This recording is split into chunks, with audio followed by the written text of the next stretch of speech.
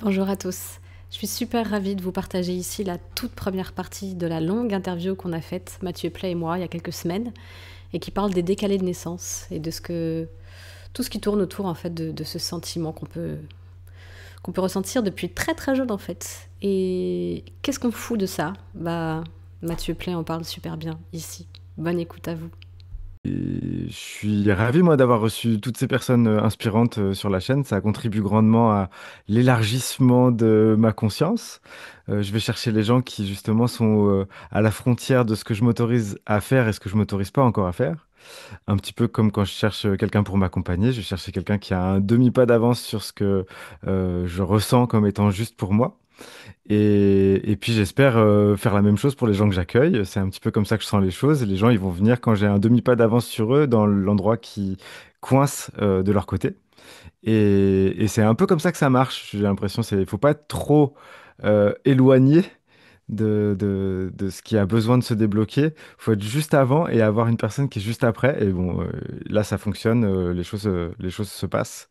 Et donc, du coup, tous ces interlocuteurs que j'ai pu recevoir, effectivement, m'ont beaucoup inspiré dans la façon dont je pouvais me considérer, considérer mon rapport au monde, aux autres, etc. Et notamment, c'est en faisant la chaîne YouTube que tu as suivi un petit peu, euh, que finalement, cette idée de décalé de naissance s'est vraiment mise en place.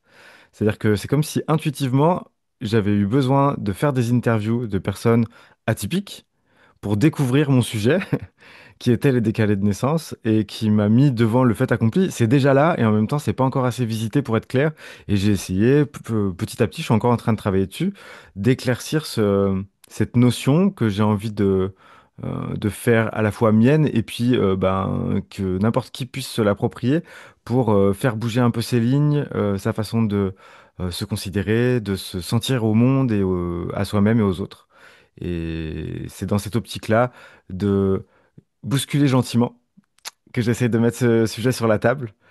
Donc, dans un premier temps, ça va être justement pour que les personnes qui se sentent atypiques et qui ont peut-être pas encore d'étiquette convaincante pour comprendre leur décalage, voire même qui en ont déjà, parce que c'est possible. Moi, j'ai des étiquettes sur le front, ça m'empêche pas de me sentir décalé de naissance. Décalé de naissance, c'est plutôt quelque chose qui va toucher la personne dans son être, dans sa constitution, dans sa vibration. C'est, si tu sens que quand je dis décalé de naissance, ça va quelque part, a priori, on va développer quelque chose qui t'intéresse. Au-delà justement des étiquettes qui parfois sont un peu des chapelles que certaines personnes ont envie de voir d'une certaine façon, etc. Du coup, j'avais envie, moi, de poser un truc à côté, de pas me battre. C'est pas mon truc, le terrain de bataille, même si j'aime bien explorer les différentes façons que certaines personnes ont eues d'explorer le HPI, d'explorer le TSA, tout le spectre, etc. Je vais inviter ces personnes-là qui ont des avis très arrêtés, qui ont beaucoup travaillé, qui ont lu beaucoup de livres, etc. Et moi, je vais plutôt poser intuitivement quelque chose qui est un peu à côté, un peu dedans, à cheval entre les deux.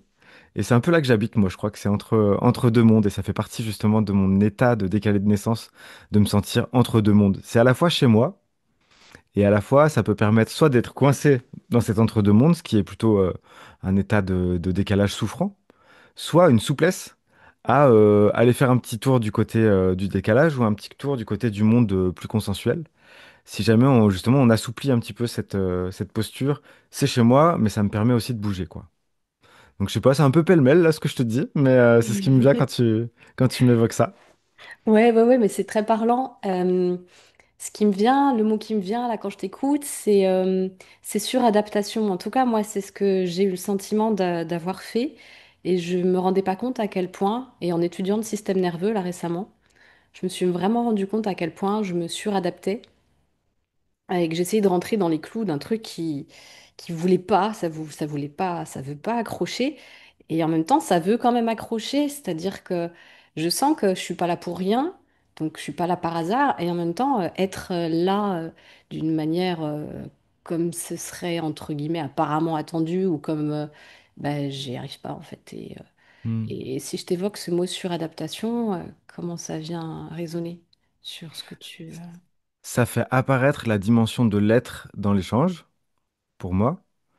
Et du coup, cette dimension de l'être chez un décalé de naissance, elle appelle à être reconnue et vue. Et la souffrance de départ, c'est justement qu'elle n'a pas été accueillie et vue et que ça a créé une sorte de bug. Donc dans les premières années, il y a quelque chose qui a cassé. Peut-être que c'est un souvenir lointain, peut-être que ça a été enseveli sous du brouillard, etc. Mais il peut y avoir eu un moment un peu de sidération, dans le sens où finalement, l'adaptation, elle va concerner le fait de faire des efforts pour correspondre à ce qui est attendu de nous.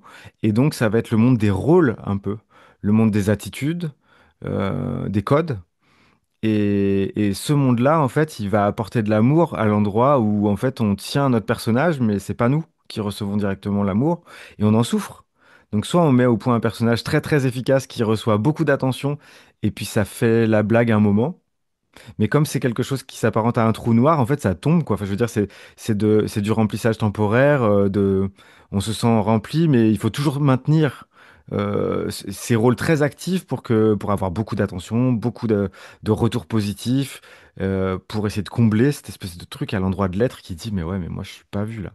Puis j'arrive pas à me dire tel que je suis, et si je me dis tel que je suis, j'ai l'impression que tout le monde va se détourner de moi. Je l'ai déjà vécu où je le sens tellement fort à l'intérieur de moi que c'est pas le bienvenu, cette dimension-là, pour les autres, que du coup, bah, ça crée cette espèce une dichotomie entre les aptitudes sociales et la vraie sensation de satiété, tu vois, de dire je suis calmé. Et ça va avec l'histoire Je suis pas un spécialiste du système nerveux, mais je crois que se sentir en état ventral ou se sentir se réguler, c'est retourner à un moment où on est plein de soi et c'est OK, quoi. Mhm, mhm. Et c'est pas Ouais. un état forcément c'est pas un état forcément de perfection irréprochable. C'est ça, la suradaptation aussi, elle va viser à devenir irréprochable dans ce qu'on a compris qu'on attendait de nous.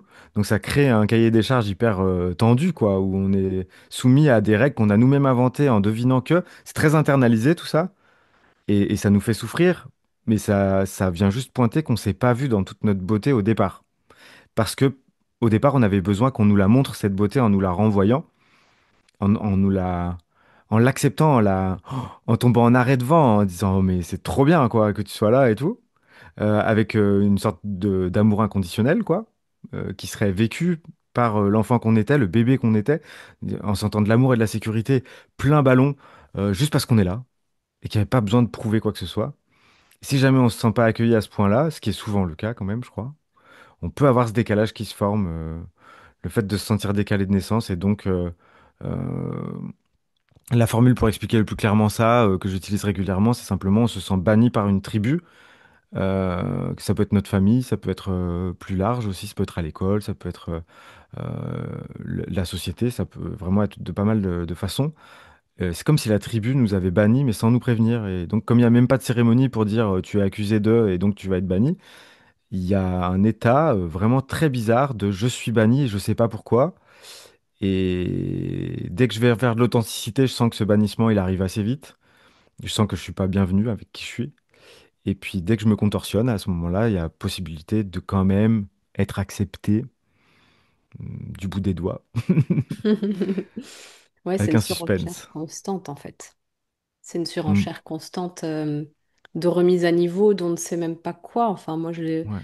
je me rends compte de ça et c'est ça marche en fait, comme tu le disais, enfin, ça fonctionne. Moi, je sais que ça a fonctionné. J'ai toujours fait en sorte de détourner cette espèce de sentiment Il y a quand même pas mal de honte hein, là-dedans, ce sentiment complètement inadéquate. Voilà, j'ai toujours su bien le détourner à travers plein de choses, la séduction, la réussite, donner énormément d'efforts dans les choses et donc finir par réussir à les faire quand même, etc. Et vraiment, le mot qui me vient là aujourd'hui, là où j'en suis, et heureusement, j'ai les codes pour le comprendre un peu mieux en termes de biologie, de la biologie.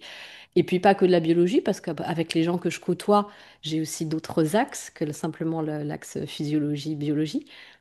Euh, et puis par ce qui est déjà là aussi en moi, je pense. Il y a plusieurs axes. Mais c'est l'épuisement, en fait. Au bout d'un moment, il y a quelque chose qui fait que c'est comme si c'était tenu par des fils et ça marchait très, très bien. Et là, le fil, il a vieilli, quoi. Et le truc, il Mm. tient plus. et c'est abyssal le sentiment qui est là. C'est le qui je suis en fait derrière ça. Et c'est comme si on le savait. Et moi, je vois bien qu'il y a une tribu, notamment en regardant tes vidéos et d'autres.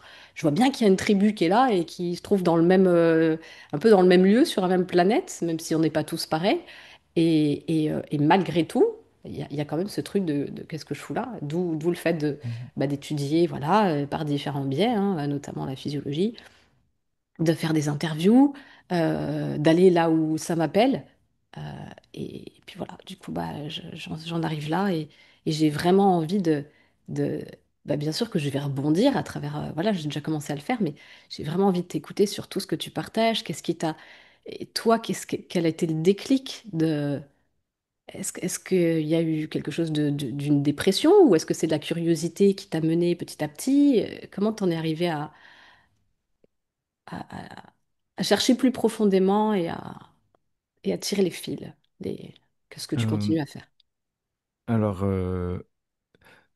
pour répondre à cette question, je vais essayer d'être le plus concis possible. Euh, En gros, je crois que je suis né avec euh, une possibilité de blessure très grande, parce qu'une possibilité d'intensité très grande. Et du coup, je me suis retrouvé décalé de naissance sans le savoir, parce qu'évidemment, c'est un discours que je pose avec du recul. Mais sur le moment, juste, je me suis fait cartonner, quoi. Euh, j'ai pas senti de solidité dans la façon dont j'ai été accueilli. J'ai pas senti d'inconditionnalité dans l'amour qu'on m'a porté. Euh, et j'ai pas senti d'inspiration dans les figures adultes qui m'entouraient ou que je voyais médiatiquement jusqu'à mm, bah voilà, voir des hommes inspirants, ça n'existait pas, par exemple. Et je trouvais qu'au niveau collectif, l'intelligence collective était vraiment difficile à discerner. Je voyais plutôt le côté euh, abrutissant du collectif. J'ai encore des choses aujourd'hui à voir avec ça. J'ai encore à élargir mon amour du collectif. Donc, tu vois, une petite intuition que j'ai depuis le début que je commence à accompagner des gens, c'est qu'au bout d'un moment, je ferai des groupes. Mais pour l'instant, je me sens pas encore prêt. Mais je sais que je vais faire ça. Ça m'appelle très fort. Pour l'instant, je fais de l'individuel parce que vraiment, c'est, euh, c'est ce qu'on pourrait qualifier, c'est une zone qui est facile pour moi. C'est là où je suis le mieux, c'est là où je suis le plus à l'aise. C'est seul à seul. Mais je pense que la dynamique de groupe, elle peut être aussi bénéfique que abrutissante. Et quand on voit à quel point elle peut être abrutissante, j'ai toujours tendance à voir les choses comme étant symétriques. Quand on voit comment on peut être con au niveau collectif, j'ai l'impression qu'on peut être vraiment merveilleux collectivement. Et j'ai déjà vécu des moments qui ressemblent un peu à ça, mais très rares, trop rares. Donc ça me donne envie plus tard de mettre ça sur la table et d'accompagner des groupes. Ceci étant dit, je suis né avec une sorte euh, ouais, de capacité d'être blessé par intensité. Et donc du coup, je me suis retrouvé à ne pas du tout adhérer à mon humanité. J'ai trouvé ça vraiment nul. Direct presque. C'était absurde, j'avais envie de me mettre en tant que spectateur, je regardais comment les autres faisaient, je trouvais ça grotesque, j'avais envie de plaire malgré tout. J'y arrivais pas toujours. Surtout, je me suis laissé porter par les événements parce que j'avais pas du tout envie. Il y avait une sorte d'envie de ne pas être responsable. Et donc, du coup, à ce titre-là, pour me déresponsabiliser, un des trucs les plus efficaces, c'était de rien faire, de rien décider et de laisser les autres se tromper, faire des choses perfectibles. Et moi, presque me nourrir du fait que voilà, c'est pas convaincant. Euh, donc, c'est un état, je pense, qui était pas loin de la dépression constante pendant 30 ans, je pense, tu vois, avec des éclaircies, évidemment. Mais c'était vraiment un état de mal-être vraiment puissant. Et de ça, ben, il y avait une grande détresse, puis il y avait de grosses questions. Ça touche aux absolus de se sentir traversé par autant de perplexité et d'absurdité d'un coup. J'avais l'intuition que la vie était beaucoup plus belle que ce que je voyais. J'avais l'impression qu'on lui rendait pas, on lui rendait pas grâce. Il y avait un truc comme ça. C'était pas assez bien ce qu'on en faisait. Je trouvais que ça manquait de classe, ça manquait de panache, ça manquait de profondeur, ça manquait de sincérité. Je voyais du mensonge, je voyais des masques, je voyais des gens qui disaient qu'ils allaient bien, qui n'allaient pas du tout bien. Euh, tout ça, ça me heurtait vraiment très fort et ça me donnait pas envie de participer. Donc vraiment, tu vois, j'ai vivoté. Voilà. Je sais pas, c'était pas très intéressant. J'ai croisé des gens formidables malgré tout parce que l'envie de l'envie d'en finir était vraiment là. L'envie de dire voilà, c'est vraiment très passager là, cette incarnation était vraiment très présente pendant tout le long, avec des phases de plus que de raison. Et, euh, et je crois d'abord que c'est être allé jusqu'au bout de ce truc-là en disant, bon, ça fait un moment que j'ai envie de partir, est-ce que je suis capable de le faire?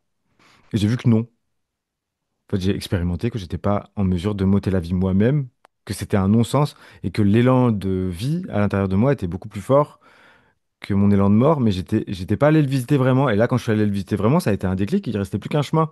Alors que jusqu'alors, il y en avait deux, tu vois, dans le... Et puis il y en avait un qui m'attirait plus que l'autre. Euh, Donc j'avais plus le choix. Je pouvais pas, moi. Alors je pouvais évidemment fumer des clopes, ce que j'ai fait. J'ai fait tout ce que j'ai pu pour mourir à petit feu sans que ce soit trop direct. J'étais très violent avec mon corps. C'était un rapport vraiment pas. Ça disait plus la souffrance de pas être en vie correctement que autre chose. Et ce rebond de dire bah non mais en fait je peux pas m'ôter la vie. Ça m'a fait toucher le fond de la piscine, tu vois. Et bim, après, t'es obligé de réfléchir différemment. Et donc le déclic, il a été multiple. Euh, il a été multiple. Je me suis servi de mes capacités d'avant, de constater à quel point les choses étaient nulles, pourquoi il fallait pas les faire, pourquoi. Enfin, je pouvais te démonter n'importe quel argumentaire pour te dire que ça servait à rien, pour te ramener dans l'absurde dans lequel moi je vivais. Et ça, c'est un truc que j'ai vraiment musclé parce que j'y ai passé des années, quoi, pour justifier le fait que moi, j'avais pas envie de bouger. Et c'est aujourd'hui ce pouvoir-là qui me sert à l'intérieur. Et je l'ai retourné. Ça fait que je vais avoir des gens qui vont arriver avec j'en peux plus, c'est la fin. C'est la fin d'un cycle. Généralement, quand les gens ils viennent me voir, c'est qu'ils ont une première grille de lecture du monde qui arrive à épuisement, mais ils ont une peur panique de la deuxième qui n'est pas encore là. Euh, euh, ils ont peur de cette mort symbolique. Ils ont peur de s'accueillir dans leur nouvelle dimension. Ils ont peur de lâcher leurs habitudes. Ils ont peur de lâcher leur doudou. Parce qu'il y a pas mal de doudou dans cette façon souffrante de fonctionner. On s'offre du réconfort par des trucs un peu tordus. Mon image pour témoigner de ça, c'est on a rajouté de la tuyauterie de partout. On a rajouté des tuyaux qui nous servent à malgré tout, recevoir de l'attention suffisamment pour survivre, quoi. Donc c'est très tordu parce que ça va pas directement à l'autre. C'est difficile de faire une vraie connexion parce que on est très méfiant. Il y a quelque chose de très défensif dans cette manière-là d'observer. On est observateur, on veut pas participer. Et on aura envie de connecter pleinement avec quelqu'un qui va nous accepter dans notre dimension de l'être directement, sans calcul. Et on voudrait faire pareil pour la personne en face, mais on a trop peur que ça déraille, quoi. Parce qu'on l'a déjà vécu plusieurs fois. Et euh, ce cynisme et cette intelligence au service du démantèlement de la pertinence de tout, bah, il suffit de le mettre dans l'autre sens. Et en fait, j'ai un super pouvoir qui me permet de connecter les gens qui sont en train de tout déprécier en disant mais c'est de la merde, j'y arriverai pas. Ce que je peux comprendre. Je veux dire, je vais accueillir ça justement en disant c'est pas que j'ai exactement la même version que les autres, mais je sais ce que c'est. Je l'ai vécu dans ma chair, quoi. Je l'ai vécu dans mes tripes pendant longtemps. J'ai hébergé ce truc-là. Bizarrement, c'est ça qui m'a fait vivre pendant longtemps. Et comme je le connais, ce truc-là, je peux l'accueillir sans dire je n'y crois pas, c'est exagéré, ça n'a aucune valeur. Ça a une valeur, ça permet de survivre. C'est un truc très précaire, très énergivore, avec des tuyaux qui vont de partout. Pour avoir une goutte d'amour, mais il faut envoyer des kilos d'énergie, réfléchir à la place des gens, être prudent, se méfier, parier contre soi-même. Ça fait partie des choses qu'on fait aussi beaucoup. On dit, je vais pas y arriver. Comme ça, si on arrive, on est content. Si on n'y arrive pas, on avait raison et on est content aussi. Et donc, du coup, on finit par perdre toutes nos batailles, puisque finalement, si on parie contre soi, on a toujours perdu.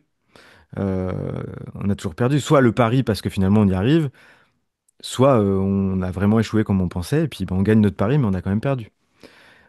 C'est très délétère ce rapport-là à soi, mais c'est ce qu'on trouve de mieux, et ça dit l'envergure du malaise, ça dit la profondeur de la souffrance, et il y a un déclic, il y a une mort symbolique à accueillir, et un amour à laisser grandir. Et là, il y a quelques personnes que j'ai accompagnées là-dedans ces derniers temps, donc ça doit être mon sujet en ce moment. Il y a des gens pour qui la douceur, c'est une violence. Mm. J'aime pas quand t'es doux avec moi, tu sais, ça tend parce que tu sais pas quoi faire dans ces cas-là. T'as l'habitude de lutter, t'es, un guerrier, une guerrière. T'as l'habitude de toujours te défendre, de toujours faire tout toi-même. Et s'il y a quelqu'un qui arrive avec de la douceur, c'est beaucoup plus violent que si jamais il y a agression, que si jamais il y a conflit, que si jamais il y a dépréciation. Ça, c'est bon, c'est l'habitude. Et je crois que voilà, euh, c'est un élan donc, que toi, tu as l'air de vivre aussi, que moi, je suis encore en train de vivre, qui a commencé il y a une dizaine d'années, mais qui continue de se poursuivre. C'est un élan vers de la vérité, cette vérité qui va remplacer les constructions de fortune des premières blessures. Euh, Se regarder avec ces constructions de fortune, voir à quel point c'est épuisant, mais voir à quel point c'est magnifique. Architecturalement parlant, moi j'imagine tous les tuyaux que j'ai dû construire pour avoir des petites gouttes d'amour pour me permettre de survivre jusqu'au moment où il y aurait cet appel de naissance pour de vrai, de ma naissance à moi. Euh, et c'est magnifique aussi d'inventivité, euh, de créativité, de patience. Euh, et donc, je suis aussi assez époustouflé par la façon dont, malgré tout, on trouve un équilibre, quoi. Ouais, c'est du sur-mesure. Hmm, C'est du sur-mesure et quand je regarde mon parcours, ça part vraiment dans des sens aussi bien, si on polarise, magnifiques que complètement absurdes et destructeurs, quoi. hmm, C'est très étrange aussi, un truc qui me vient en ce qui me concerne, c'est que moi, je me suis toujours sentie quand même pas mal addict, assez vite addict à des choses, notamment la nourriture pendant très très longtemps. Et par contre, je me suis toujours vue, alors ça c'est un truc que j'ai jamais trop compris parce que, enfin, si quand même, je le comprends en un sens, mais ça me pose question, c'est que par exemple, tout ce qui est drogue dure, j'ai toujours dit non, j'ai eu une rigidité par rapport à ça, mais à critiquer, à être extrêmement critique avec les gens qui prenaient de la drogue dure. Et par ailleurs, moi j'étais une addict, on pouvait pas mieux quoi. Mais voilà, il y avait des trucs, c'était non, et il y avait d'autres trucs, le chemin était là et j'y allais. Bon, je sais pas après ce qui fait qu'on est plus attiré par certains trucs que d'autres. Est-ce qu'on a un guide, une bonne étoile, un truc qui fait que bon, ça tu vas y aller, mais ce truc-là, non, peut-être pas quand même. Je sais pas. hmm. Mais par Ben, rapport aux gens par rapport à toi-même et par rapport aux gens que tu accompagnes et qui se reconnaissent dans ce que tu décris, ce côté décalé de naissance, t'as vraiment. C'est des parcours qui peuvent être vraiment très très décalés, qui partent vraiment dans tous les sens, ou enfin je suppose que oui. Et il y a un tronc commun, forcément. Qu'est-ce que tu pourrais dire de ouais. ça? Ouais, parce que je suis pas allé très loin dans l'explication de ce que c'est qu'un décalé de naissance, mais Je j'aimerais te faire un laisse. petit Ouais, détour. ouais. J'aimerais faire un petit détour parce que tu viens de me confier et je sais pas si ça te parlera, mais je me dis que c'est comme s'il y avait une distinction entre le mal que tu peux te faire à toi-même, mais qui ne regarde que toi, et le mal que tu peux te faire à toi-même qui déborde sur les autres. Et il me semble que le mal que les gens se font jusqu'à être des charges pour les autres, donc ça veut dire que quand tu es dans ton plan et que tu es ingérable, ben, il y a d'autres personnes qui vont prendre le relais. Et à ce moment-là, il faudra porter cette personne-là dans le mal qu'elle se fait. Alors que si tu te fais ton mal tranquille et que c'est toi qui gères les conséquences de ce mal-là parce que tu grossis et puis c'est toi qui t'aimes moins, etc., etc., l'intériorisation fait que ça déborde pas sur les autres et c'est moins peut-être sale d'une certaine façon. Je sais pas, je suis là-dessus, mais... Ouais, en tout cas, ouais, c'est intéressant de voir ça, oui, ce côté, je veux pas être un boulet jusqu'à gérer mon addiction, parce que moi, il y a toujours eu cette peur d'être un boulet, hein, Hmm. ça m'a toujours collé à la peau, ce truc, et donc du coup, toujours bien justement, ce que je disais, me suradapter pour ne pas être trop ou pas assez. Et ton angle de vue est très intéressant là-dessus, ouais. Parce qu'effectivement, oui, quand quand tu dérailles. Enfin, disons que quand ce que tu fais, quand ce que tu prends ou les comportements que tu as vont vraiment extrêmement loin et que toi, tu ne peux même plus du tout gérer, ouais, j'entends que ça devient. Ce qui me vient, c'est, ouais, là, je risque vraiment pour le coup le rejet total, quoi. Hmm. Donc, je vais pas aller jusqu'à cette prise de risque-là. Ouais. Ouais, Mais mais c'est intéressant. si tu Ouais. retournes ce truc-là, il y a aussi potentiellement l'envie en fait de dire mais j'aimerais tellement pouvoir m'autoriser de m'en foutre, d'être mal et et que ça se voit et que ça fasse chier les autres, et qu'ils arrêtent de fonctionner en fait, que ça les stoppe dans leur train-train, dans leur routine, que euh, ils ne puissent pas continuer d'être fonctionnels alors que moi je vais si mal. Mais j'ai une interdiction qui est plus forte que mon élan de faire ça. Et donc, du coup, ceux qui s'autorisent à faire ça, ils manquent pas de culot quand même. Je sais pas, je vais peut-être un peu trop loin, mais je me dis qu'il y a peut-être ça Non, non, derrière mais quand même. c'est vraiment très intéressant, hein. C'est très, très intéressant. Ouais. Merci pour les pistes. Avec plaisir. Vraiment. Très intéressant. Cool. Euh, et bah, du coup, je vais aller faire un petit tour du côté des décalés de naissance pour poser un peu les bases. Ça Oui. va? Oui, très bien. Euh, Moi, il me semble que quand on arrive au monde, déjà, j'ai eu un enfant il y a peu de temps. J'ai vraiment pris la mesure, je crois, en tout cas en partie, mais plus que jamais. Mais c'est un truc de ouf de naître. C'est un truc de ouf. On change d'environnement complet. Enfin, on change de dimension, en fait. On passe d'une dimension alors, on dit souvent la dimension de la chaleur, de la sécurité, etc. Mais on passe d'un milieu aquatique à un milieu avec de l'air, où il faut prendre son air, alors que sinon, c'est juste, bah, tout nous arrive. Donc il y a vraiment un changement d'état, des changements d'état multiples. C'est totalement bizarre cette histoire. On a la tête en bas, après on n'a plus la tête en bas, on subit la pesanteur alors qu'avant moyen. Il y a vraiment un changement, des changements. C'est radicalement violent, quoi. À ce moment-là, de changement de dimension, il faut un comité d'accueil à la hauteur de ce qui vient de se passer. Et c'est pas toujours possible. On n'est pas toujours avec des parents prêts en fait à accueillir cette intensité-là et prêts à prendre en considération cette dimension-là. Parce que finalement, on peut passer à côté de ça quand on a soi-même un enfant, hein, je crois. Ça peut arriver. On peut ne pas avoir la conscience allumée dans cette dimension-là et donc bah, voilà, il est là, quoi. Euh, Ce changement-là d'état, il est d'une violence sans nom et donc il faut un comité d'accueil prêt pour que la transition soit douce. Comme une extension du ventre maternel, un truc dans lequel on est en sécurité, on se sent aimé. Et comme c'est pas toujours le cas, bah à l'endroit du dénivelé, quoi, peut y avoir une vraie chute. Donc, il y a plein de choses qui m'échappent au niveau subtilité dans pourquoi on peut rester membre de la tribu qui nous accueille. Ça, vu que je l'ai pas vécu vraiment, je peux pas en témoigner. Tu vois, et je suppose, et donc je pense que ça manque de subtilité à cet endroit-là. Il y a encore un côté de moi qui a envie d'être caricatural avec ça, pour légitimer mon parcours, tu vois. Je pense que j'ai envie d'avancer vers plus de subtilité de pourquoi on tient. Je suis passé du mépris des personnes qui tiennent sur le plancher, je vais y venir, à une admiration et à me dire en fait finalement justement c'est mon désir secret, ce que j'aurais aimé c'est tenir sur le plancher. Alors je m'explique. Quand je parle de plancher, c'est vraiment métaphorique, c'est-à-dire que euh, j'ai l'impression qu'en tant qu'humain, notre super pouvoir, c'est notre attention, et que quand on porte notre attention à l'endroit où il y a beaucoup de gens qui le font déjà, on densifie une réalité qui est simple et consensuelle. Donc si je te dis euh, la France est un pays, il y a tellement de gens qui sont branchés là-dessus avec leur attention qui dit oui, que du coup c'est pas très coûteux d'aller plus loin dans la discussion. C'est un fait. Alors finalement c'est une abstraction aussi, mais bon, on prend ça comme un fait.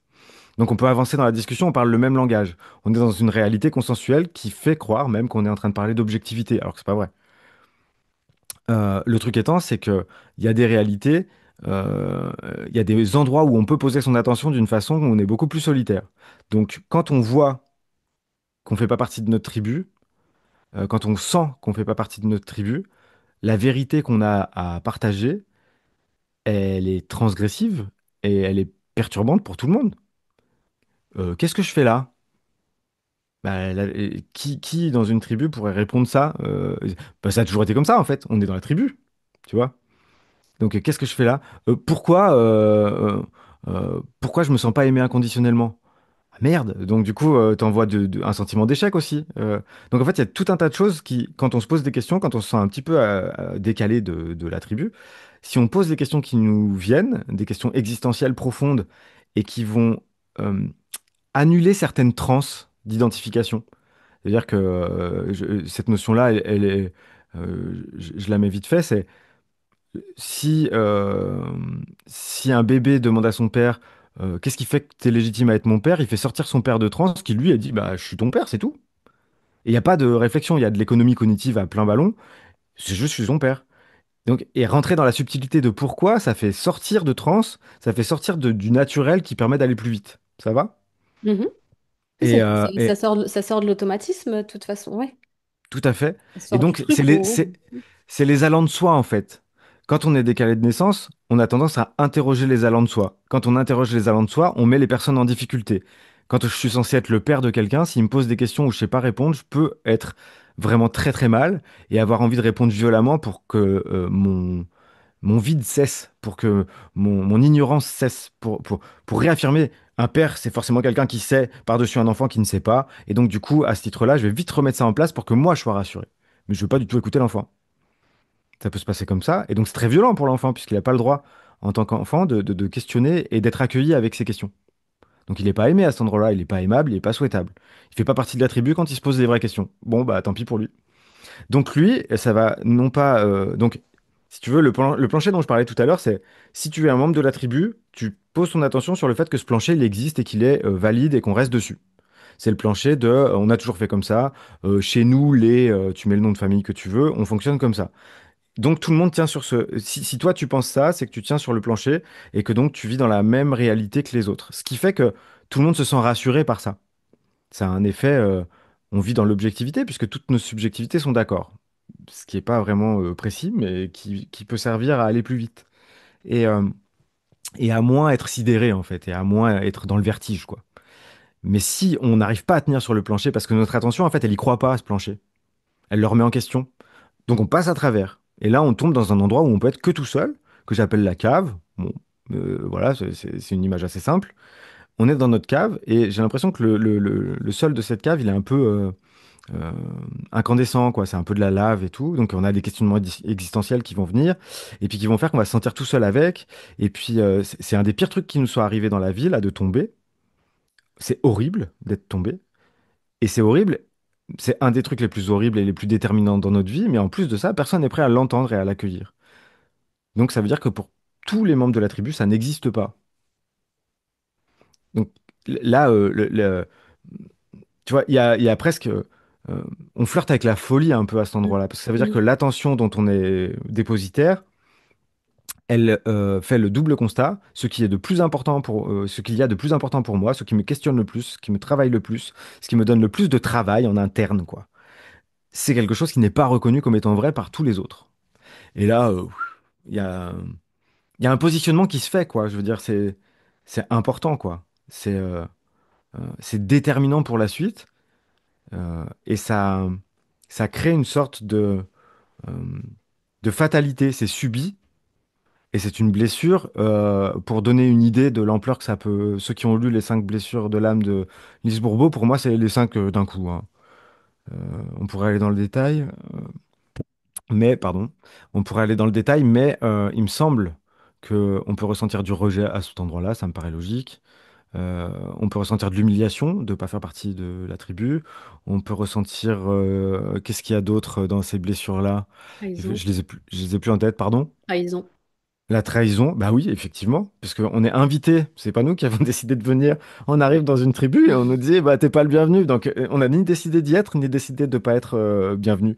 Donc c'est que ça crée une sorte de blessure de ouf, ça. Donc tout ça, ça Mhm. allume les 5 blessures d'un coup. Mhm. Abandon, Et, et injustice aussi, ouais. Ouais. ouais. Bah ouais, tout, quoi. J'avoue. Ouais. Et du coup, ça crée ce qu'on peut appeler un trauma bien balèze, puisqu'il se place à un endroit où il n'y a pas d'autres choses, il n'y a pas trop d'autres choses qui sont stockées. Plus, j'ai l'impression, moi, plus une information elle est imprimée tôt, plus elle fait partie des fondations sur lesquelles on va construire le reste, et plus elle va influencer si on pousse de ce côté-là en tant qu'arbre, tu vois, si on commence à faire ça, ou si on pousse droit, quoi. Euh, et ensuite, il va falloir prendre la responsabilité potentiellement de ça. C'est ça c'est infernal, en fait. C'est-à-dire qu'on n'a rien choisi, on ressent des choses profondément, on peut pas s'en débarrasser, on n'arrive pas à faire... Peut-être qu'après, dans un second effort, on peut quand même mettre des choses par-dessus. Mais dans un premier temps, ce truc-là, il est à vif et il n'est pas négociable. Il s'est passé comme ça. Et on est... En plus, il n'y a pas de volonté qui soutient ça. C'est pas, oui, puisque. Il y a pas une volonté de défier la famille. Il n'y a pas. Je sais pas comment dire, mais il n'y a pas vraiment de notion d'ego quand ça se passe. Enfin, moi, ce que j'ai vécu, je pense pas qu'il y avait de notion d'ego. L'ego, il arrive après, par-dessus, quoi. Euh, Et du coup, ça crée aussi un truc que j'ai identifié comme euh, une double, un double phénomène. En fait, à partir de là, tout est twisté. T'es en vie, mais t'es pas en vie. T'es le bien, tu fais partie de la tribu, mais tu fais pas partie de la tribu. Donc ça veut dire que quand on va en famille quelque part, t'es là, mais tu fais pas partie de la tribu quand même. Donc du coup, tout est dichotomique, donc on est étiré au maximum de nos capacités. C'est-à-dire que vraiment, ça crée à l'intérieur de nous deux pôles, un pôle nord, un pôle sud, et il y a presque rien entre les deux, quoi. Il y a plus de nuances. Euh, et ça crée cet impact qui fait on va devenir très très mature au niveau mental, on a des questions existentielles qu'il faut régler. Et il n'y a que nous qui sommes en mesure de travailler là-dessus, donc on va le faire.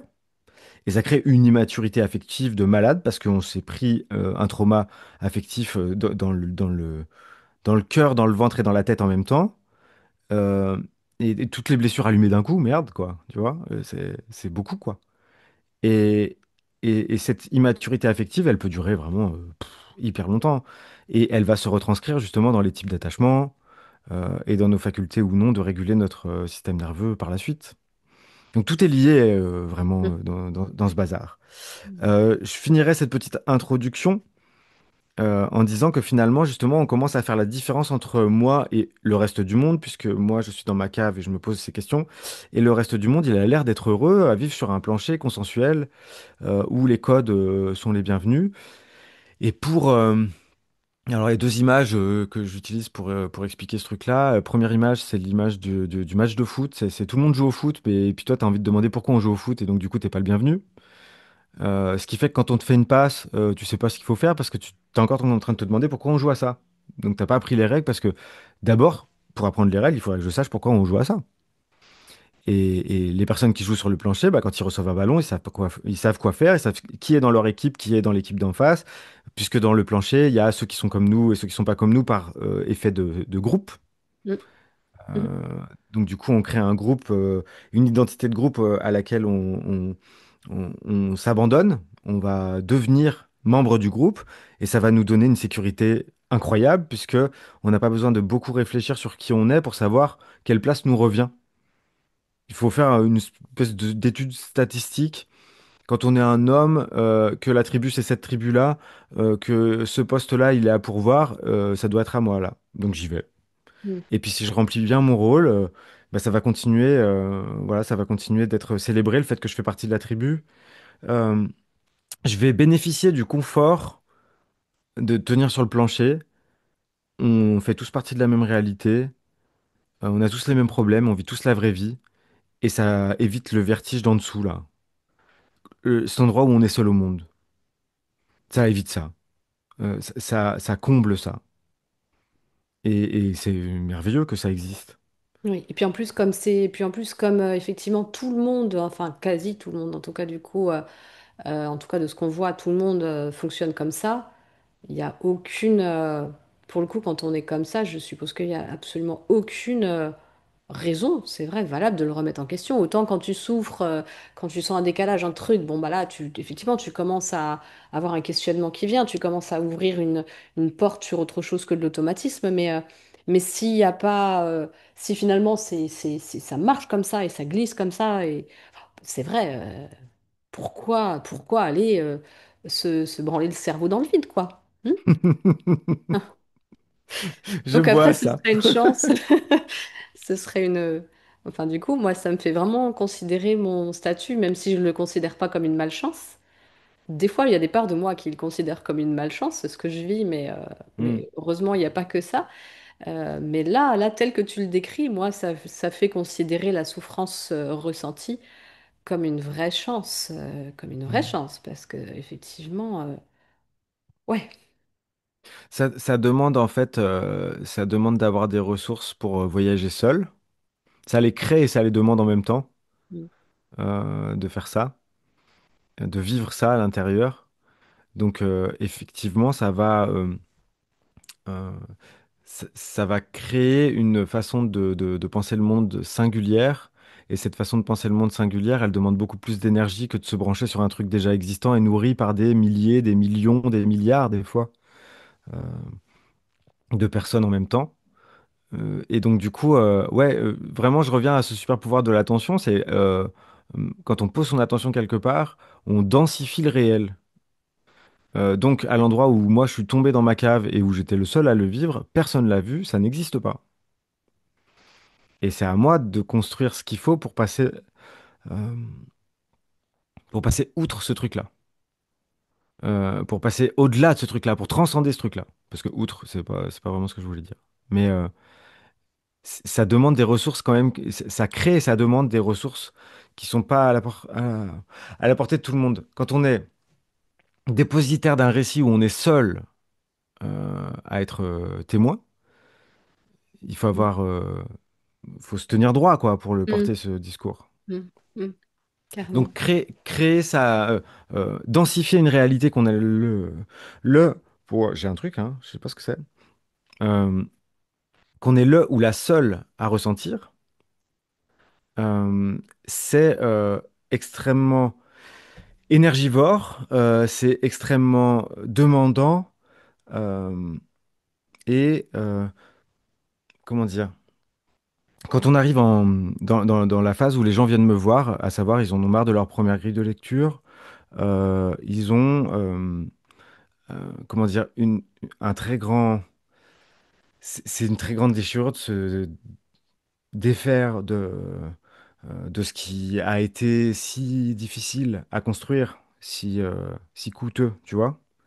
On y tient à notre cave, on l'aménage notre cave, on la, euh, on la décore, euh, on voudrait que tout le monde puisse la voir et c'est difficile d'en sortir. Comment ça résonne chez toi, ça? Bah, ça me parle complètement. Euh, Ce qui m'est venu, le mot qui m'est venu, c'est mal dans sa peau, mal dans ma peau. Moi, j'étais mal dans ma peau, en fait. Euh, et je sais pas ce que j'ai essayé de construire. Je crois que j'ai essayé de faire semblant de pas être ennuyée, de pas. Si je me revois, par exemple, je sais pas, dans la cour de récré. euh, je regardais les autres, ils avaient l'air de s'éclater globalement, hein, parce qu'il y avait quand même des boucs émissaires. Alors, je me suis retrouvée entre deux, tiens, ça me fait penser. Parce que du coup, moi, j'étais en mode. Alors, déjà, j'étais hyper sensible. J'ai des souvenirs comme ça. Quand j'y repense, je me dis, qu'est-ce que j'étais sensible à certaines choses. Euh, pour te dire un truc hein, j'en ai plus honte, je peux le raconter, mais c'est pas un truc que j'aurais pu raconter il y a encore quelques temps parce que je trouve ça tellement, enfin je trouvais ça, il y a des parts de moi encore qui le trouvent sans doute un peu stupide, mais par exemple mes parents ils emballaient mon goûter dans du papier aluminium, tu vois, des trucs comme ça, et ben j'avais du mal à, comme ça venait de mes parents, c'était peut-être aussi par rapport à l'attachement, hein, sans doute, tu vois, il y avait des choses, je faisais une prolongation dans les objets qui venaient de mes parents.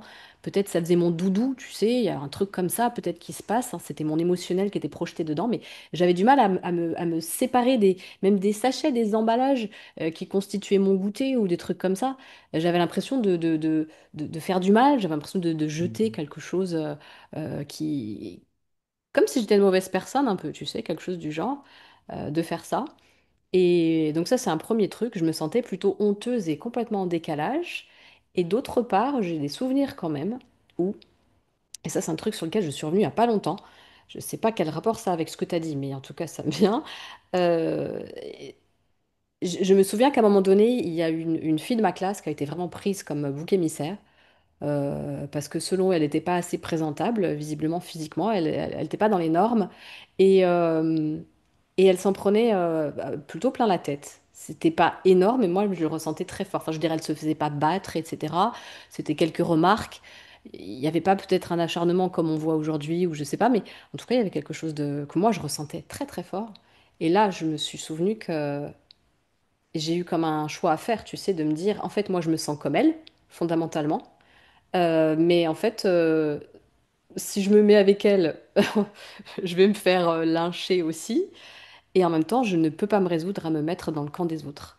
Et du coup, bah, Hmm. ça me faisait me sentir encore plus en décalage. Parce que du coup, j'étais pas elle. En tout cas, moi, je refusais de m'identifier à elle, bien que quand même, je me sentais comme elle.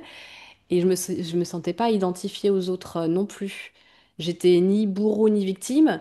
Mais en fait, je pense que je me sentais victime et que je voulais pas être victime. Donc je me suis créé un nouveau statut, un peu étrange, Hmm.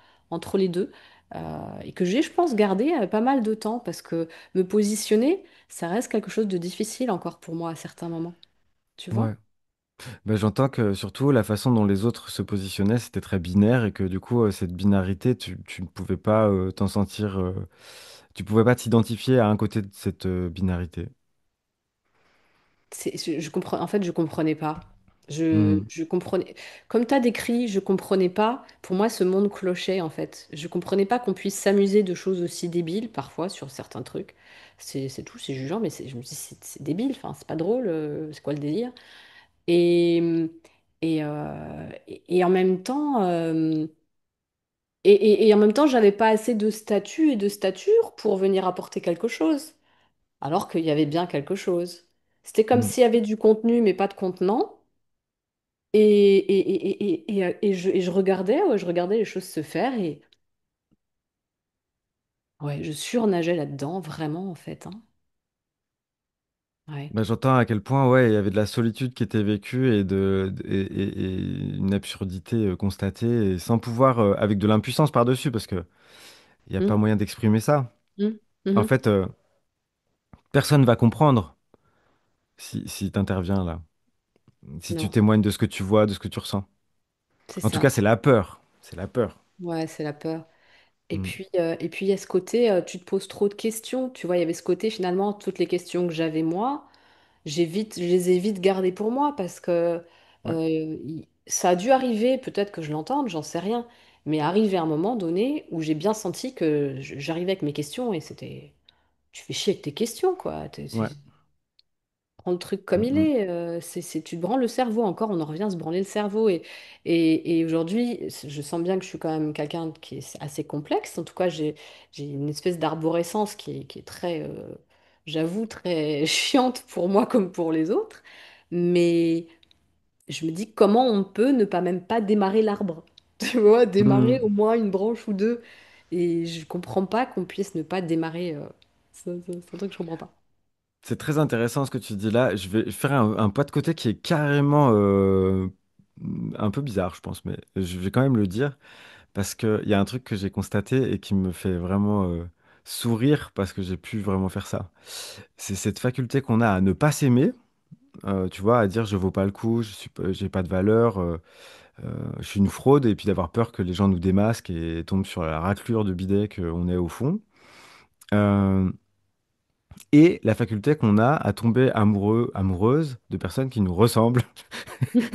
Ah, il est comme moi. Ah, elle est comme moi. Et donc, du coup, c'est ça qu'on va chercher quand même aussi beaucoup dans la version assez immature de l'amour, j'entends. Parce que derrière, quand on se développe un peu, on peut aller chercher dans plus de subtilité. On n'est pas obligé de se ressembler à 100%. C'est la compatibilité des différences qui est plus importante, je crois. Mais au départ, il y a ce truc-là, dans l'immaturité, en tout cas, il y a à la fois je ne m'aime pas, je suis pas acceptable, et à la fois il est comme moi, elle est comme moi, et ça va être trop bien. Et c'est trop bizarre ça, Oui, quand on y j'avoue. pense. Ça s'annule un peu. Ouais, ouais, ouais. D'ailleurs, j'en viens ça me fait rebondir sur la phrase slogan pour moi d'un décalé de naissance. C'est quelqu'un qui va arriver à une conclusion qui finalement n'en est pas une quand on se pose 2 secondes devant. C'est je ne suis pas aimable, mais je ne peux compter que sur moi-même. Mm. Et cette phrase-là, je la répète parce que je crois que vraiment, bah juste, il faut se poser devant la phrase et puis se demander, tiens, mais ça rime à quoi de s'infliger ça? Euh, je ne suis pas aimable, donc ça veut dire que c'est les autres qui vont m'aimer, c'est pas moi. Je mets l'amour à l'extérieur. C'est eux qui vont dire si je suis valable, si je suis aimable, si j'ai des qualités, si, etc. Mais je ne peux compter que sur moi-même. Donc, j'ai pas confiance dans les gens en qui j'ai mis. Le pouvoir Enfin, de m'identifier, enfin ouais, de exactement. Eux, ils sont qualifier, de me dépositaires valider. de l'amour. Eux, ils Ouais, sont dépositaires de l'amour, mais j'ai pas confiance en eux. ouais. Ils peuvent me Bah, valider, ceux qui peuvent me valider, mais jamais j'accepterai leur validation. Donc, en fait, exactement. Et donc, ouais, on se met dans un état d'esprit qui peut créer que de l'insatisfaction. ouais, c'est ça. Et si on bascule d'un point de vue, donc si on va faire un petit tour en maïeusthésie, on crée une blessure qui appelle sans cesse. C'est une blessure tellement forte qu'elle est toujours en train de parler. Et si on va à la rencontre de à quel point ça a été dur sur le moment, en se, c'est pas en se distinguant, tu vois, dans ces versions, on n'est pas identifié à cette blessure, donc on peut aller la rencontrer. Parce que si on est identifié, on est dedans. Euh, et donc, du coup, on peut pas avoir cet espace-là. Et aller rencontrer cette blessure-là et tous les êtres que ça a blessé, vraiment, c'est devenir l'adulte qu'on attendait au Mhm, départ. mhm. Et c'est prendre la responsabilité de cette blessure, alors qu'elle n'est pas à nous. Euh, Il y a une phrase que j'aime beaucoup qui est pas de moi, qui est la liberté, c'est pas de faire ce qu'on veut, mais c'est de faire quelque chose de ce qu'on n'a pas choisi. Ouais, c'est magnifique. Et c'est vrai, je Ouais, crois. c'est En tout vrai. cas, là où Ouais, j'en suis, ça sonne vraiment très, très droit.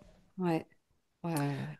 Euh, et donc, du coup, je reviens à cette phrase, je ne suis pas aimable, mais je peux compter que sur les autres. Que sur moi. Euh, que sur moi, oui, pardon, excuse-moi. Et si je peux compter que sur moi, j'ai donc pas d'amour pour moi, mais il y a qu'à moi que je fais confiance. Enfin, c'est vraiment, le monde est séparé et c'est incompatible. Incompatible. Et on va créer notre confort à l'intérieur de ça. C'est ça que je mets en avant aussi. Un décalé de naissance, il subit la chute de départ, mais par la force des choses, il aménage cette chute pour en faire un truc à lui, et il s'identifie à ce qu'il en a fait. Donc, il tient à sa cave. Et d'ailleurs, il voudrait pouvoir parler de sa cave tout le temps, mais comme il va en parler à des personnes qui tiennent sur le plancher, eux n'ont pas envie de connaître leur cave qui existe. Et donc ça crée une sorte d'incompatibilité aussi de dialogue. C'est un dialogue de sourds, puisque moi je te parle de ma cave et toi tu me parles du plancher, et tu veux pas entendre parler de la cave et je veux pas entendre parler du plancher. Parce que ces deux réalités-là, si tu veux, c'est l'endroit de conscience principal, j'appelle ça. Si mon vrai endroit, là où je sens que c'est vrai pour moi, c'est ma cave, et si la personne à qui je parle, son vrai endroit, c'est le plancher, elle a quand même une cave où elle est en version fantôme en train d'exister. Et plus je vais lui parler de ma cave, plus elle va avoir tendance à avoir sa conscience qui se déplace. Et elle va vite me mettre une torgnole énergétique, pas parce que c'est moi, mais parce qu'elle veut pas aller voir sa cave. Hmm. Donc il y a plein de moments où on se sent rejeté, où je pense que c'est pas nous qui sommes rejetés, c'est la personne qui veut pas y aller. Elle veut pas aller chez elle à l'endroit où on l'amène. Notre endroit de conscience allume chez elle quelque chose qu'elle veut pas rejoindre chez elle. C'est comme ça. Même chose, t'as vu comment c'est bien sur le plancher? J'existe sur le plancher. Je vais à l'école, je me lève le matin, je fais partie de ma famille, enfin voilà. Mais c'est pas mon endroit de conscience principal et donc je ne lui accorde pas de crédit et je ne veux pas exister à cet endroit-là. C'est presque devenu mon identité de ne pas faire partie de cette. Donc en même temps, c'est ma plus grande souffrance, mais en même temps, ma plus grande fierté, c'est de ne pas y retourner. Parce que c'est comme si je choisissais. euh, ma blessure. C'est comme si elle devenait mon identité et ça me permet en fait de construire une sorte de fierté. Je suis Hmm. pas comme vous. Je suis Hmm. pas comme vous, je fonctionne pas pareil, je suis pas aussi con. Je vois ce que c'est de jouer au foot maintenant, c'est bon, j'ai appris les règles. Pff, c'est grotesque. Avec des bœufs qui gueulent dans les tribunes Hmm. et puis on se fait la passe avec la baballe et tout ça. Bon, voilà, on peut très facilement tomber dans euh, la critique vraiment très très dure de ce qui Ouais. est en train de se passer parce qu'on ne peut pas y participer et on devient ce que j'ai décidé d'appeler un anthropologue désabusé. Pour pas être blessé, on connaît par cœur la façon de fonctionner, les grosses ficelles du plancher, mais notre endroit de prédilection, c'est la cave. Et la cave, d'ailleurs, si tu veux, quand on est dedans, quand on tombe dedans, on a tendance à penser que c'est la dimension de l'être, et moi je crois que c'est la dimension de l'être blessé. que la dimension de l'être, elle est encore en dessous ou au-dessus, je sais pas, tu vois. Ouais. Mais que cette dimension de l'être, quand on la contacte, on est calme. Ouais. Il n'y a pas de Ouais. question. Je sais Ouais, ouais, pas ouais, comment dire. ouais. Ça me parle ce que tu dis. Ça me parle vraiment, ouais. Hmm. En fait, ça me fait penser à... Ce que tu dis me fait penser à l'IFS, pour le coup, qui doit ressembler un peu à la myostésie. C'est ce self, en fait, cette essence qui, elle, elle est pas... elle est pas en bataille, et elle est ni naïve, ni rebelle. Elle est pleine de qualités, mais c'est pas des qualités forcées où on doit pour. Enfin, c'est l'essence même, effectivement, je te rejoins. Euh, elle est profonde, mais c'est pas la cave. Ouais. Je sens bien, moi, que c'est pas ça. Et je suis en pleine étude actuelle des états du système nerveux, du coup, que je capte plus, que j'autorise un peu plus. Enfin, il y a plein de choses qui bougent, en fait, du fait de réguler. Et, euh, et je vois effectivement que là où je vois de la profondeur, il y a un coin où c'est de la profondeur. euh, euh, Comment je peux dire? J'allais dire saine, je ne sais pas si c'est le bon mot, mais je vois d'autres endroits où c'est de la profondeur revancharde. C'est de la profondeur de... Moi, je suis pas de votre monde et j'ai l'occasion de le vérifier pas mal ces temps-ci parce que j'ai pas mal de colère qui remonte des fois, je me retrouve avec des gens ou dans des situations où je me dis, mais c'est quoi ça, quoi? Ils me font, enfin, c'est quoi ces gens? Ils me font chier ou, qu'est-ce qu'ils sont superficiels ou etc. Tu vois, tous ces trucs-là où après je me dis, bon, ok, ça remonte, c'est bien, j'accueille. Je vais aller voir un petit peu plus loin parce que, euh, admettons que eux, ils soient sur un plancher qui est vraiment très, très léger, léger, quoi, c'est-à-dire avec une forme de... Il manque vraiment la notion de la cave très fort. Hmm. Bah, en tout cas, moi, ma manière de les regarder, de les percevoir, elle ne part pas d'un endroit qui est l'endroit de rencontre entre la cave et le plancher, quoi. C'est-à-dire Hmm. l'endroit... Non, ça part d'un endroit, un endroit qui est je revendique la cave et allez vous faire foutre, quoi. C'est Ouais. pas, ton explication est très très parlante parce que moi je peux voir les endroits de plus en plus, on va dire. Des fois je passe à côté, mais je peux voir de plus en plus les endroits où la profondeur est une vraie profondeur, où je fais un vrai retour à soi et je prends ce temps. Parce que c'est tellement important. Et les endroits où je prends le temps, non, je suis en train de me barricader et je m'enferme, et je me cache, je me planque je fais un gros fuck au monde parce que j'en ai peur, tout simplement. Hmm, Parce hmm. que parce qu'il veut pas de moi, parce que ceci, parce que cela, parce qu'il me comprend pas. Voilà, Ouais. la différence, j'avoue. Ouais, Et ben, ça résonne avec la dernière, enfin, l'analyse de je peux compter que sur moi-même et je peux être aimé que par les autres. Ben, euh, il y a cette certitude d'être à la fois innocent et coupable, et c'est 100% les deux.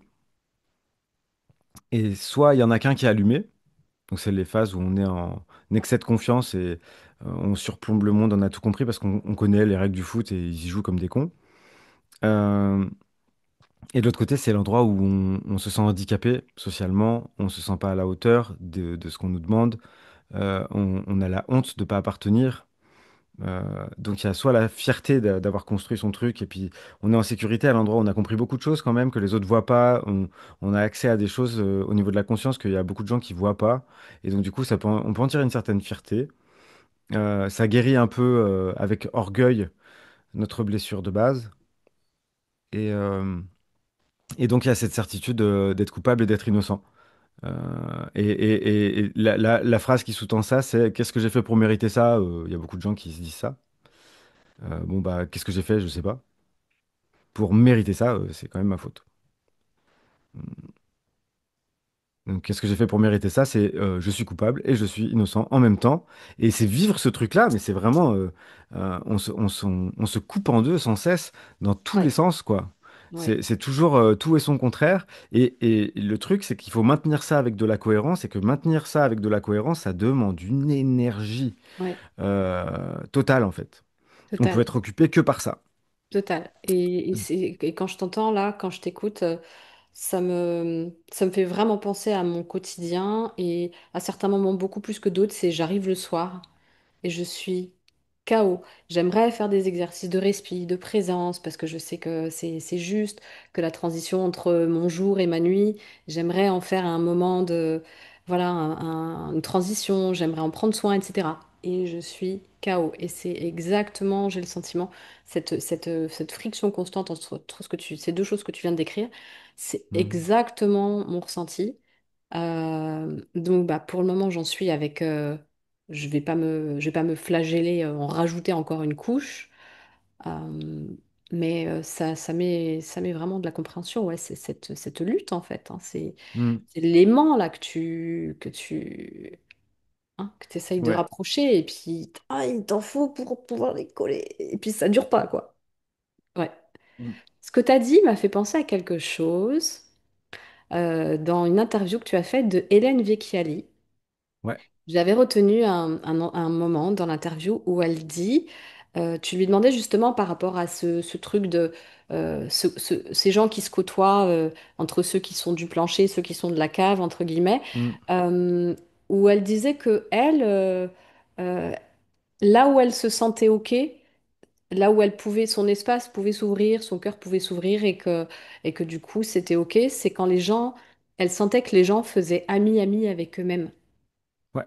Et ça, je crois, moi, que c'est quelque chose de très important pour moi. Je comprends maintenant, enfin, je comprends, je ressens maintenant à quel point, quand je ressens pas ça chez l'autre, ça devient. Alors, il y a deux choix. Soit c'est une personne qui m'est indifférente, et dans ce cas, bah, il n'y a pas de souci. Soit c'est une personne pour qui j'ai des sentiments, ou voilà, pour qui j'ai de l'affect. Et là, je rentre dans la guerre. Là, je rentre Ok. dans la guerre. Parce que du coup, je ne peux évidemment pas changer l'autre, je n'ai aucun contrôle sur ça, et ça vient chagriner, quoi. Ça vient chagriner, et le Mm. chagrin, je pense, se transforme en ressentiment, en colère, et là, il y a l'impuissance qui revient, et voilà, quoi. Parce que ce ami-ami, je pense que qu'à vous plancher, c'est pas vraiment le plus important, si je regarde, en fait, c'est surtout quelqu'un qui fait ami-ami, je crois que c'est quelqu'un qui essaye de réunir les deux. Ouais. Quelqu'un qui fait ami avec soi-même, en fait, c'est un grand repos. Mm. Et en fait, ce que je disais juste avant, à savoir que ça demande énormément d'énergie de nourrir ce combat interne, ça prend autant d'énergie euh, et ça enlève de la disponibilité à autant de... Enfin, c'est proportionnel, si tu veux. C'est-à-dire que plus ça me prend de l'énergie de ne pas me sentir valable et en même temps de me sentir au-dessus de tout le monde, moins je peux rencontrer l'autre parce que je suis habité par les vagues de ça à l'intérieur de moi. Et quelqu'un qui fait ami-ami avec lui, il est reposant parce que il y a pas ça qui est en train de se passer chez lui. Et en plus, il passe pas par moi pour régler ce conflit. Parce que si je peux être aimé que par les autres, je passe par l'autre pour m'aimer. Et si je lui fais pas confiance, je lui dis pas que je suis en train de le faire. Il peut y avoir des comportements qui sont quand même un peu bizarres, hein, qui sont à la limite de la manipulation. C'est pas spécifiquement pour faire du mal à l'autre, mais c'est par méfiance. Donc on va tirer de l'énergie de la relation à l'autre, mais sans lui dire qu'on se sert de lui pour s'aimer. Donc on va faire exactement ce qu'il faut pour que cette personne nous envoie le compliment qu'on a envie de recevoir. Même à la limite, si on rajoute encore une couche par-dessus, on peut même être gêné de recevoir le compliment. Donc on peut dire non, bien sûr que non. Donc du coup, le nombre de tuyaux que ça sous-entend, en fait, je reviens sur mon image Mm. de tuyau, mais quand tu es en train de faire tout ce qu'il faut pour que la personne, elle te dise un truc que toi, t'oses pas te dire, parce que c'est bien le truc de départ, c'est t'es pas ami avec toi, donc tu peux pas te dire que t'es valable. Donc il faut qu'il y ait quelqu'un qui te le dise. Tu vas vraiment tout faire, tout ce qui peut te tomber sous la main pour que cette personne, elle te dise que t'es valable. Tu reçois le t'es valable et t'es obligé de dire non, mais non, pour rajouter de l'humilité par-dessus. T'as reçu ce que tu voulais, mais si jamais tu montres que t'as reçu ce que tu voulais, ça devient égoïste, voilà, une célébration égoïste. Alors que si tu dis non, non, non, ça va, c'est normal. Tu rajoutes de l'humilité par-dessus. Et ça, c'est des tuyaux, des kilomètres de Mm. tuyaux qui font que pour Mm. rester une bonne personne, vis-à-vis de soi-même, pour avoir une bonne opinion de nous dans tout ce merdier, faut en tirer du tuyau de partout et ça devient une façon de se considérer soi et de considérer la relation à l'autre. Quelqu'un qui fait ami avec lui, il est dispensé d'avoir des tuyaux spécifiques à mettre. Il en reste peut-être quelques-uns, mais ils sont vraiment minoritaires. Et tout ce qui n'a pas de tuyaux, c'est de la largeur de relation possible. C'est de la largeur de connexion et d'accueil de la différence possible. On n'est pas menacé par la différence parce qu'on est disponible et qu'on est sur notre axe, quoi. Donc, ce que je pense que tu ressens quand tu croises quelqu'un qui est ami avec lui-même, c'est reposant en fait. Mm. Il prend la Et responsabilité inspirant en plus, d'être ouais, c'est lui. reposant et inspirant. Bon, ça me Hmm. ramène aussi au fait que je n'y suis pas. Mais en tout cas, ça me ramène au fait que je suis, je tends à ça, je suis appelée en fait. Hmm. Ça me reconnecte à mon appel profond intérieur. Hmm. À la fois au fait que, bon, ok, je peux que voir que moi, je le veux chez les autres pour qu'ils me rassurent, mais en tout cas, moi, c'est pas Hmm. encore bien calé, quoi. Euh, C'est hmm, peut-être le demi-pas dont je parlais tout à l'heure. oui, ouais, Ok. ouais, ça me parle bien de ce demi-pas, c'est ça. Ouais, ouais, ouais. Je peux te partager un truc qui résonne là, quand tu me dis ça. Bien sûr. Ça dit, euh, en fait, t'as tellement envie de bien faire et quand tu n'auras plus rien à faire, qu'est-ce qui va se passer? Tu sais. Ça fait trop peur. Hmm, Quand tu n'auras plus rien à faire. Donc du coup, c'est bien si c'est en chemin, quoi. hmm, C'est bien si euh, le projet c'est de devenir ami avec toi, mais si tu deviens ami avec toi, il y a peut-être plus moyen de bien faire, quoi. Je sais pas, il y a un truc comme ça. Bon, je sais pas si c'est juste ou pas, mais c'était là. ouais, ouais, merci, merci. Avec plaisir. J'ai une question qui me vient. C'est par rapport au New Age, par rapport à par rapport à toute cette vague, parce qu'on est quand même dans une ère où on parle quand même depuis quelques années pas mal de spiritualité. Il y a développement personnel, développement spirituel, etc., etc. C'est quand même un gros fourre-tout, un gros micmac. Euh, Quel est pour toi qu'est-ce qui te vient si je te parle de spiritualité et de développement personnel? Qu'est-ce qui te vient tout simplement en fait? J'élargis complètement Hmm. la question. Ouais. Euh, L'enfer est parfois pavé de bonnes intentions, c'est sûr. Déjà, c'est ça qui vient en premier. Euh, c'est l'excès inverse de quelque chose qui a trop fleuri. Et du coup, c'est un rééquilibrage de balancier par un autre mouvement comme ça. Euh, Évidemment que le milieu il se situe à un autre endroit. C'est un excès, en fait, c'est un excès d'individualisation. Et pas donc, c'est pas de l'individuation ni de l'individualisme. C'est un excès pour moi, hein, ce que je ressens, c'est on met tout à l'échelle personnelle. Et donc, on va. Oh, je savais pas que je dirais ça. On va internaliser. Je savais pas que tu allais poser la question, mais je savais pas que je dirais ça. On va internaliser le triangle de Karpman et on va se faire ça tout seul, quoi. Tu peux Euh, développer? Faire du New Age, c'est être victime d'un monde injuste. C'est être son sauveur en trouvant des solutions et c'est être son bourreau en appliquant les recettes. Ah, ok, ok. Et si on redéfinit New Age, Ouais. pour qu'on ait une définition qui colle avec, parce que chacun va y mettre son, peut-être ça. Ouais, bien sûr, bien sûr. Et puis, j'ai pas, je pense que tu vois, ma définition est peut-être imprécise, mais ça va être euh, de pas trop habiter la dimension terrestre. Ça va être d'habiter dans une dimension plus haute, de vouloir de la haute vibration, de vouloir du blanc, de la pureté, tu vois. Et c'est un excès de pureté. euh, je ferais En fait, si tu veux, c'est que ça réduit le monde. C'est vraiment ça que, en voulant inclure le monde dans une vision différente, en fait, finalement, ça réduit le monde parce que ça n'inclut pas. tout ce qui va être un peu plus sale, un peu plus terreux, un peu plus bétonné surtout, un peu plus euh, un peu plus vil, un peu plus terre à terre, c'est-à-dire, je sais pas moi, euh, l'élan de vengeance qui va te venir si jamais quelqu'un te fait quelque chose que t'aimes pas.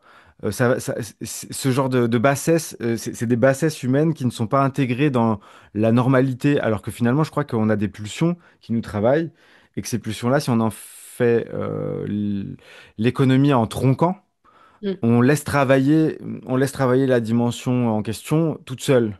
mm, Et surtout, on crée un monde où ce sont les autres qui sont dépositaires de ça. Euh, donc du coup, en fait, ça peut servir à se délester de certains aspects d'humanité qui nous emmerdent, et on va oublier que ça nous constitue, et on va créer une espèce de gens éveillés qui ne font pas partie de ceux qui justement sont habités par ce genre de bassesse. Alors qu'en tant qu'humain, je crois qu'on est travaillés tous par la même chose, qu'on soit mm, sur le plancher ou qu'on soit dans la cave. Ce qui me paraît intéressant justement dans cette vision du décalé de naissance, c'est qu'elle ne différencie pas le monde aussi. C'est pas aussi coupé que ça. C'est-à-dire qu'au départ, évidemment, la formule est un peu choc. Tu as les décalés de naissance, donc tu as forcément les gens qui sont plus axés d'une certaine façon, ou alors les gens qui sont plus droits, quoi. C'est-à-dire où la sortie du ventre de la mère se fait sans accroc vraiment traumatique qui fait qu'on tombe dans sa cave. Donc du coup, ça crée deux états. Mais la personne qui est tombée dans sa cave, elle existe sur le plancher. Simplement, elle aime pas ça. Et la personne qui existe sur le plancher, elle aime pas sa cave, mais pour autant, elle existe dans sa cave. Donc ça existe. C'est pas, euh, euh, c'est pas habité par de la conscience ou le minimum de conscience possible. On n'est pas identifié mais ça fait partie de nous. Et du coup, à ce titre-là, ça ne divise pas bêtement entre ceux qui ont et ceux qui n'ont pas. Et alors que j'ai l'impression que euh, un des trucs qui revient souvent dans le New Age, c'est il est temps que les autres se réveillent, quoi. mhm. Le monde ira mieux quand les autres seront réveillés. Donc on attend que les autres se réveillent, quoi.